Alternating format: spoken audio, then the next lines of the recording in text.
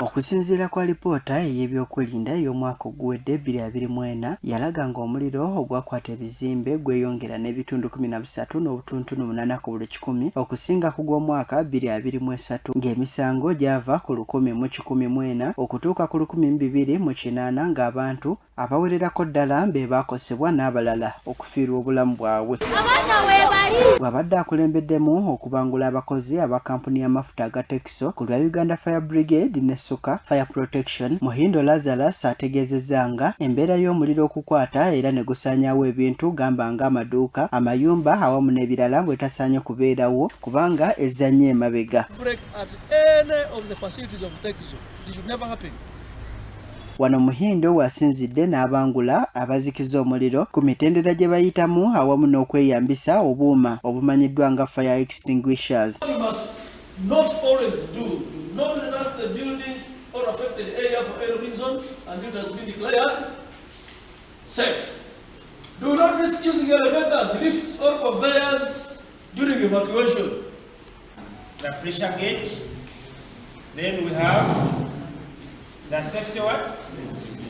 Then we have the handles. Oluvannyuma bano bagenze maaso n'okwegezaamu okulaba butya enteekateeka oba okweyambisa obuuma buno eno gye bukolamu.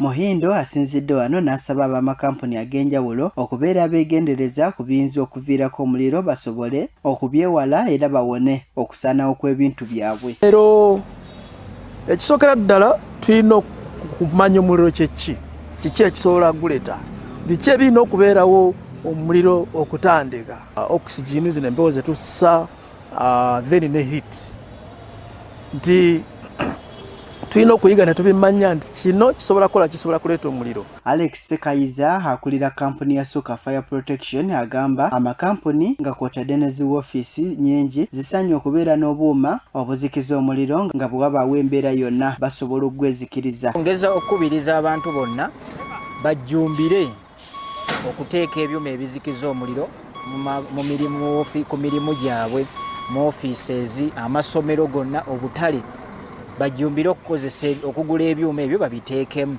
ate bamala obiteekamu basomesebwe enkozesa yaabyo, bikozesebwa bitya okulaba nga babiyiza bikozesa. Oyinza osanga omuntu nga yabigula byonna n'abeera nabyo nga naye ate tamanyi bikozesa. Ono ategeeza nga bwe waliwo n'amakampuni ng'ebyuma ebizikiza omuliro oba ziyite fire extinguishers babigula era ne biterekebwa ne bibanga ebimuli nga ne bwe waba waliwo embeera yonna ey'omuliro mpawo omuntu n'omu abeera amanyi kozesa kuuma kano ekintu eky'obulabe. Waggulu nga nkubiriza amakampanies, ama-offices, amasomero gonna abalina ebyuma ebyo zi fire extinguishers nga abakozi bamwe tebamanyi nkozesa yaabyo, nvaggulu nga mbakubiriza munoonye abakugu abakola ku kintu ekyo babayigiriza enkozesa yaabyo, so muleme kwewala nti omuliro guzze mubirina nga naye ate tebamanyi bikozesa, ng'abakozi abamu babirabanga ebimuli oba ebintu bibalaba bulabyawo ku mirimu. Adolf Semata yakusakidde emboozi eno ku Lwagugudde TV agaguddewa.